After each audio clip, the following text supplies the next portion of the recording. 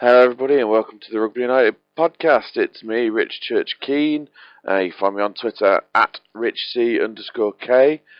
Back to give you a rundown of my take on the rugby happenings in the past week. It would be remiss to not start with the Six Nations final day, where there were 27 tries scored across 3 matches. Who said the Northern Hemisphere don't do rugby?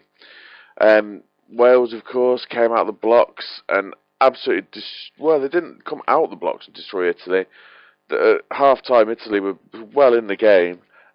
Just the second half, either Wales blew Italy away or Italy gave up. It was one or the other, probably a bit of both, to be fair.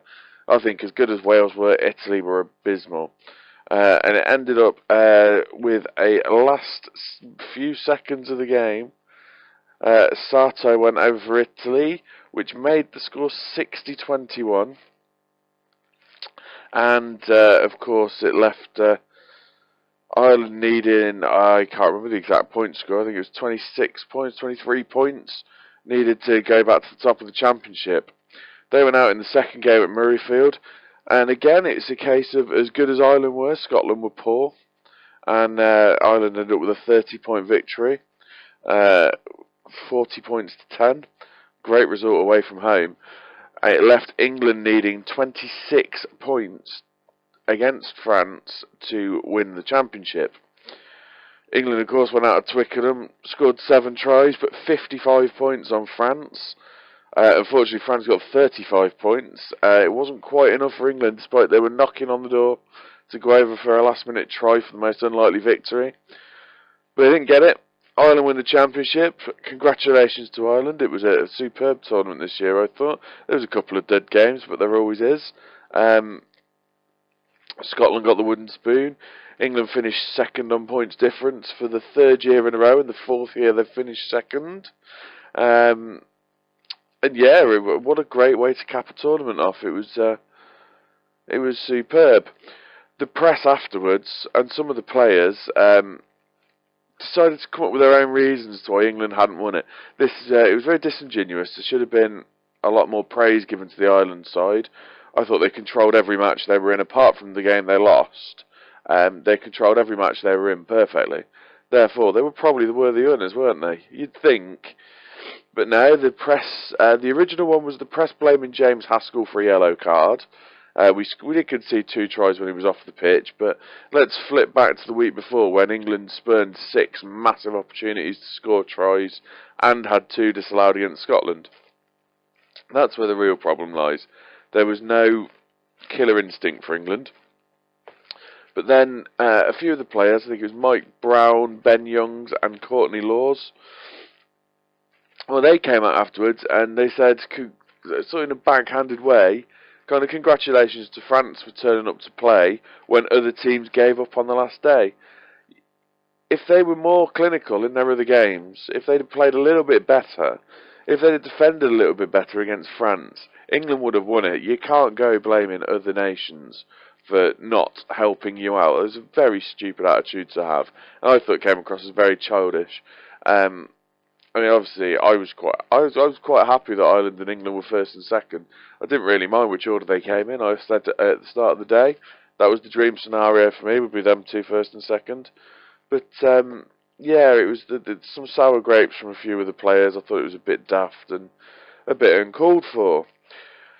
The latest bit of English press was yesterday. Ian Ritchie from the RFU has called the recent England form under Stuart Lancaster in the Six Nations unacceptable. To a point, I agree with him. There's a lot of money gets put in from the RFU into England rugby. They pay a portion of each player's salary if they're in the EPS, I believe. There's all the training squads. The league and the cup are all geared around England camps and international windows, and I think they're right to demand something back from their investment. I think in any business, which is what the RFU is, it's a business at the end of the day. You want to see a result, or the guy at the top is in trouble. And I think Lancaster, by not winning this year, has put a lot of pressure on himself for the World Cup. I think if we have a poor show, and if we go out, for example, in the group stage where we've got Australia and Wales, I can see Lancaster losing his job after the World Cup. But yeah, he basically, going back to Ian Ritchie, he said it was unacceptable that England have been edged out again. He said we as a country winning more in terms of whether it's Grand Slams or Six Nations Championships is what we need to be doing. But yeah, it was. He said they're not clever enough. He said, for me, I mean, he makes a lot of salient points. If you go to the BBC Sport website or something like that, you'll find the piece quite easily anyway. Um, but he does make a lot of salient points. Maybe it's not the right time to do it. Maybe it should have waited a couple of weeks for the dust to settle. But I do think, if Stuart Hogg's try had been allowed, England would have won it. If we'd have kept out one of the French tries, England would have won it. Conversions pending, obviously. But it was it was a bit of a daft bit of timing, but he does make some good points. And we were talking about it on Twitter yesterday now. I think if England don't make the semi-finals, Lancaster's going to lose his job. In a home World Cup, every game we have home advantage. He has to make the semi-finals. Anything less than a narrow defeat in the semi-final, and I think he's gone, personally. On top of that, what was the other rugby news from the weekend? Saracens won the LV Cup with a last-minute penalty against Exeter to win 23 points to 20, which, if you follow my predictions game, you'll find out later on today. One player, it may very well be me, which is why I'm mentioning it, got the score spot on. So in the second time this season it's happened. 3 points for that one in my predictions game. You can find that, of course, on blog.rugbyunited.info for a shameless plug. But that was it, really. There wasn't a lot of domestic rugby weekend. I know Worcester lost again in the Championship. There's been a few signings rumoured and over the last day or so. I know Neil Fissler from the Rugby paper said he's waiting for confirmation of a source that a certain Jamie Roberts is signing for Harlequins, which is obviously it's a massive sign if they get him. There's a couple of rumours like Julian Salvi to Exeter that I've seen crop up. I think we're about to enter silly season properly now, as the players with no contract are getting to the end of the season. I love this time of year. So you can start so many rumours. If you're on Twitter, just start a rumour. Just say, oh my God, I've just heard so-and-so signing for so-and-so. As long as it's semi-feasible, as long as you're not saying Dan Carter to London Welsh or something like that, you can start brilliant rumours off. I'm going to try it later on. Anyone who listens to the podcast and follows me on Twitter, I will try one later on, actually. I've got quite a busy day with stuff for the blog. I'll put a random rumour up, just retweet it. We'll see how far we can get it spread. It'll be hilarious. Going down a few divisions into rugby, United Services Portsmouth Rugby Football Club have already clinched promotion this season. I read this story on the BBC Sports site, and I thought it was fantastic. The stats for the season: 18 played, 18 wins, and 18 try bonus points. They've literally, after 18 games, they have got 90 points out of the season, 807 points for and just 266 against. It's the best attack and the best defence in the league. And that perfect record of 18 wins with 18 bonus points. I know it's the Snows Group. Hampshire 1 is the league, and it gives them promotion into London 3, if I remember rightly. But I think that's superb. I really genuinely think that's an amazing record, and we should shout about it. We should do more for grassroots rugby like that. If you'd have had a football team that had won 18 games, or they'd won every game throughout the season by 5 goals, everybody they'd be making the news, and it's just another thing that we should celebrate with rugby. We should go down and celebrate these people at grassroots level who may have these achievements. Other news that I picked up from the websites this week: Six Nations broke the BBC viewers record. There was 9.63 million people watched England versus France. 4.1 watched Italy, Wales. 5.1 watched Scotland, Ireland. And on the BBC Sport website, there was 8.2 million unique UK browsers. That is just figures from this country, by the way. That is just, the United Kingdom. I don't know, that is amazing. People, we won't get that many watch the England game when it's on. whenever it is, the England football game, that is. You won't get that this week. It's to show that if England is successful, rugby will grow again in this country. There was a massive boom after 2003, and it needs it again. Wales have obviously had some recent success, and I think that's shown with the youngsters that are coming into their squad. Alternatively, Scotland, who haven't had recent success, they are starting to get some new blood through, but I don't think they get the grassroots pickup that the other nations get. And I think I think if Scotland can have a successful season, which, let's face it, for Scotland is 3 wins. If Scotland finish second on points difference, or finish third or fourth, that would be a successful season. And that's not me taking the mick. That's just a genuine thing.